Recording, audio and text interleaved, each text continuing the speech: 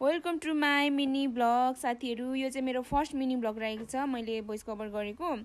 अनि म चाहिँ एकदमै राम्री दुईजना केटीहरूलाई लिएर जाँदैछु एकदमै स्पेसल ठाउँमा भनेर भन्नु भएन। यो भिडियो चाहिँ अलिकति अगाडिको रहेको छ, लगभग 2 महिना अगाडिको होला, त्यस्तै 2-3 महिना कति महिना अगाडिको एक्ज्याक्ट मलाई थाहा चाहिँ भएन। आज यस्तो हेर्दाखेरि ड्राफ्टमा रहेछ क्या। त्यसपछि मैले चाहिँ भोइस कभर गरेर पोस्ट गरिदिन्छु भन्ने सोचिरहेको छु साथीहरू। एकदमै राम्रो भ्यूमा मान्छे पनि राम्रीहरू छन्। यिनीहरू चाहिँ साँच्चै पनि यिनीहरू राम्री छ है साथीहरू। नराम्री भनेको चाहिँ एकजना मात्रै हो।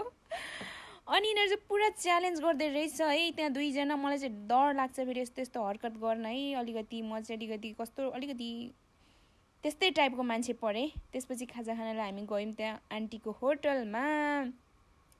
तर भन्नुपर्दा यिनीहरूभन्दा चकचके क्लम्जी चाहिँ अलिकति मै छु क्या। सोझो भने किनेर चाहिँ बाङ्गो चाहिँ म मात्रै छु। त्यसपछि फुड च्यालेन्ज गरिरहेको थियौँ है। त्यो अघिको रातो झोलामा चाहिँ हामीले खानेकुरा बोकेको थियौँ। अनि किनभने किनेर खान अलिकति माया लाग्यो क्या भनेर भन्नुभएको। अनि त्यसपछि हामीले करेन्ट र चिजबल चाहिँ त्यहीँ लियौँ। चटपटी चाहिँ हामीले घरदेखि लिएर गएको थियौँ, किनभने चटपटी अब 1-2 खाँदा नि थोरै हुन्छ, घरबाट 100 रुपियाँको लगायो भने यति धेरै हुन्छ भनेर हामीले त्यो प्लान बनाइरहेको थियौँ क्या। अनि त्यसपछि हामीले फुड च्यालेन्ज गर्ने भनेर नि अगाडिदेखि नै प्लान गरेको थिएँ। त्यो पनि सक्सेस भयो साथीहरू। यहाँ कसैले मलाई घाटा लाग्यो भनेर भनिरहेको थिएँ, भन्न चाहिँ नहुने हो भनेर। त्यसपछि करेन्ट र चिजबल चाहिँ सकियो। अनि करेन्ट र चिजबल सकिसकेपछि त के मजा होइन, चटपट्नु मात्रै त। अनि त्यसपछि ल आऊ साथीहरू बसेर खाऊँ हामी सबैजना भनेर बसेर गम खान थाल्यो। तर मैले खाना चाहिँ खाइरहेको थिएँ साथीहरू, तर मलाई भमिट आउन खोजिरहेको थियो हौ, भन्न चाहिँ नहुने हो।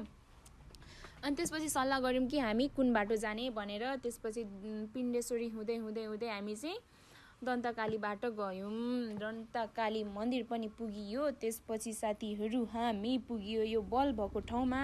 सानोमा यो बल यति ठुलो लाग्थ्यो, तर अहिले आएर मलाई सानो लाग्छ। त्यसपछि हामी फेरि आयौँ अर्को बाटो। ठ्याक्कै कुन ठाउँ हो थाहा चाहिँ छ, तर मलाई ठाउँको नाम थाहा छैन। यो मन्दिरको नाम पनि थाहा छैन मलाई, कहाँ हो थाहा छैन है मलाई। यो मन्दिर एकजना केटी झनै चिप्लेर लडेकी थिए, आँपको बोक्रामा चिप्लेर घुँडा पिल्साकी थिए एउटीले।